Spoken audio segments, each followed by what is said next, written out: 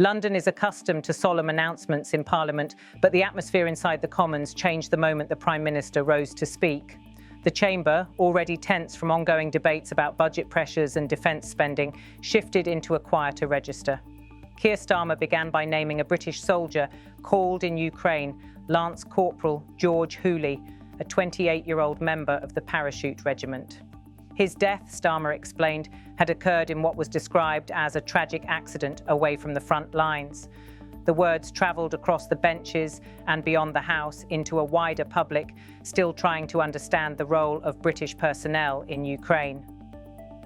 Mr. Speaker, the whole House will join me in sending our deepest sympathy and condolences to the family and loved ones of Lance Corporal George Hooley of the Parachute Regiment who died yesterday in Ukraine.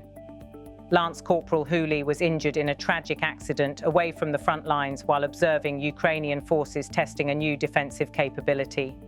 His life was full of courage and determination. He served our country with honour and distinction around the world in the cause of freedom and democracy, including as part of the small number of British personnel in Ukraine. Mr. Speaker, I place his name on record today to express our gratitude and respect and to affirm that his service will never be forgotten. Those words captured not only the sorrow, but also the underlying strategic reality that Britain's presence in Ukraine, although limited, continues to place service personnel in complex environments far removed from conventional battlefields. Observing defensive capabilities, supporting training missions, or assisting with operational planning can still involve risks. For many families of serving members, the distance between what is described as non-combat involvement and the real dangers on the ground can feel painfully small. Outside Parliament, the announcement spread quickly across news outlets. In London, commuters scrolling through updates on their phones saw the headline and paused for a moment. A name, a regiment, an age. Suddenly, the geopolitical conflict thousands of miles away felt personal, deeply human, and terribly close. For military communities, especially those linked to airborne forces, the news resonated sharply. The Parachute Regiment, known for its demanding training and deployments around the world, carries a legacy of difficult missions, and the loss of a young soldier is always felt across barracks and veterans' networks. As details emerged, analysts began to explain the wider context. Ukraine continues to test defensive systems under enormous pressure, and international partners often play advisory roles. British personnel have been present in Ukraine before and after Russia's full-scale invasion, initially in training and support roles, and later as part of efforts to strengthen Ukraine's defensive resilience. Even when described as away from the front lines, environments in Ukraine are unpredictable, especially as technology, weaponry, and reconnaissance methods evolve rapidly. Testing new capabilities often occurs under time-sensitive conditions, balancing urgency with risk. At the same time, questions surfaced about what exactly constitutes British involvement. Polls in the UK show that public support for Ukraine remains significant, but concerns about escalation and direct involvement persist. When Starmer spoke, his emphasis on honour, service and gratitude was more than ceremonial. It was also a message to the British public. This loss occurred in the context of national policy, alliance support and moral commitment to assisting a country under invasion. In homes around Britain, families with serving members reacted with instinctive empathy. Many know the rhythm of waiting for news from abroad, whether from training missions, NATO deployments, or unexpected crises.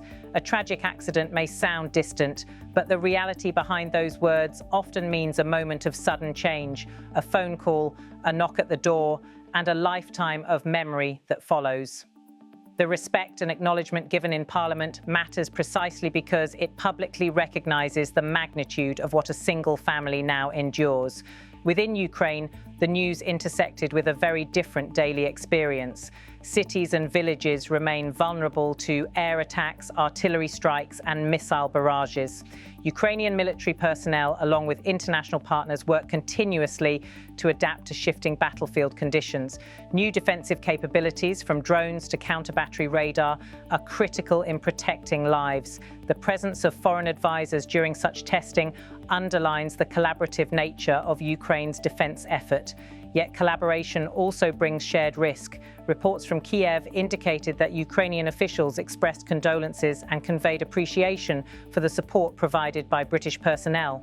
In Ukrainian press commentary, the death of a foreign soldier is a reminder that the international commitment to Ukraine is not merely symbolic. Every partner nation carries some share of the human cost, whether in financial resources, military equipment, or in tragic moments like this. Back in Westminster, MPs listened with visible seriousness. There are times when political divisions soften, if only briefly, when a name and a loss overshadow partisan disputes. Many members nodded as the Prime Minister spoke. Others bowed their heads. These rare moments of unity often mark solemn events, especially concerning the armed forces. The House of Commons, with its long history of war debates, military decisions, and remembrance traditions, continues to serve as the place where national sacrifice is acknowledged publicly. In military circles and defense analysis forums, discussions soon turn to the specific mention of observing the testing of a new defensive capability. This phrasing raised interest among experts because it suggests technological cooperation or operational research activities that rarely receive public attention. In modern warfare, defensive capabilities increasingly involve complex systems integrating sensors, drones, interception tools, and digital networks.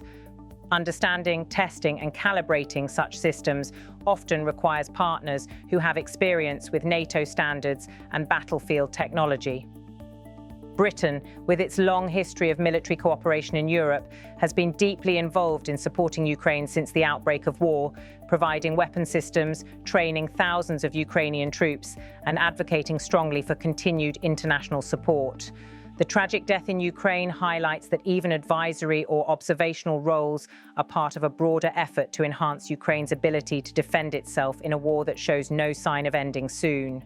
In the days following the announcement, tributes were paid online by former military colleagues, veterans associations, and supporters of the Parachute Regiment. Many shared photographs, messages of remembrance, and memories of training and camaraderie. For those who knew Lance Corporal George Hooley personally, the description of courage and determination was not a formal phrase, but a lived reality. Friends and former instructors described him as someone dedicated to service and strongly motivated by the mission in Ukraine. National reactions also turned toward the emotional impact of WR on young service members. Many are in their 20s, carrying responsibilities that most civilians never experience. Their decisions, deployments, and sacrifices often happen far from public view. Moments like this bring that reality into national consciousness, reminding people that international conflicts involve real individuals, real families, and futures cut short. As global politics continue to evolve, the British government faces ongoing questions about the limits and purpose of its involvement in Ukraine. Some argue that Britain must continue to support Ukraine without hesitation. Others urge caution, concerned about escalation and the risk of confrontation involving NATO countries directly. The Prime Minister's remarks placed emphasis on honour and national gratitude, framing the involvement as a necessary contribution to freedom and democracy. This framing echoes long-standing British foreign policy narratives, especially those tied to collective defence in Europe. Newsrooms across Europe also covered the announcement, especially in countries deeply engaged in supporting Ukraine. In Germany, France, and Poland, the death of a British soldier was reported with expressions of solidarity.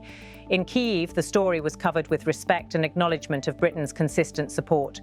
Ukrainian commentators noted that while Ukrainian casualties number in the tens of thousands, the death of a foreign soldier highlights the international character of Ukraine's defence effort and the shared values motivating it. For the British public, the tragedy may raise broader reflections about military service.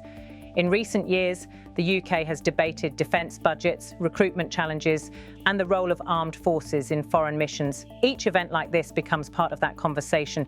Young people considering military careers may hear this news with a mixture of admiration and apprehension. Parents with sons and daughters in uniform experience it with a painful sense of awareness. As weeks pass, the name Lance Corporal George Hooley will likely become part of official records, regimental memorials, and military remembrance ceremonies. The Parachute Regiment, with its traditions of honouring fallen comrades, will mark his loss with the respect and solemnity that is integral to military culture. Over time, families and fellow soldiers create their own forms of remembrance, whether through personal memories, charitable campaigns, or regimental gatherings.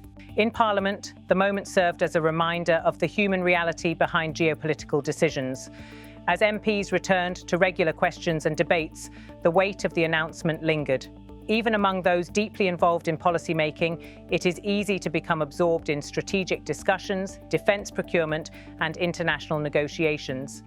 Naming a fallen soldier interrupts that rhythm, confronting policymakers with the consequences of decisions taken in London, but lived by individuals far from home. In Ukrainian villages, civilians continue to take shelter from air raid sirens. In cities, power grids remain vulnerable.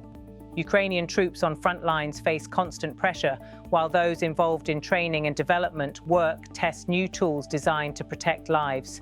In such a context, the presence of foreign advisors matters.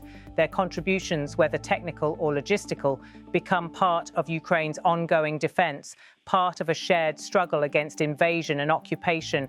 As Britain reflects on the tragedy, the Prime Minister's intention was clear: to make sure that the name of Lance Corporal George Hooley is recorded formally, publicly, and permanently in the proceedings of Parliament. In British tradition, this carries deep symbolic value. It ensures that at the highest level of democratic representation, service and sacrifice are acknowledged not in silence but in words that will remain part of the historical record. Internationally, the moment underscores the extent to which Ukraine's defence involves cooperation, shared responsibility, and shared risk. Nations supporting Ukraine do so not only with supplies but with people, advisors, trainers, and observers whose presence reflects a collective determination to prevent aggression from succeeding. When tragedy occurs, the international community mourns not only a loss but a reminder of the stakes involved. As the United Kingdom continues to navigate geopolitical tensions, domestic challenges, and strategic priorities, the story of this young soldier will remain part of a broader narrative about Britain's role in the world. It is a narrative shaped by alliances, global responsibilities, and commitments to shared values. It is also shaped by individual lives, lives that represent courage, service, and sacrifice. Today, the country pauses to remember one name, one soldier, one story. And in doing so, it recognises that the cost of defending freedom, whether on front lines or far from them, is never abstract. It is borne by individuals, by families, and by all who serve. The memory of Lance Corporal George Hooley now belongs not only to those who loved him, but to a nation that honours his service and pledges never to forget his name.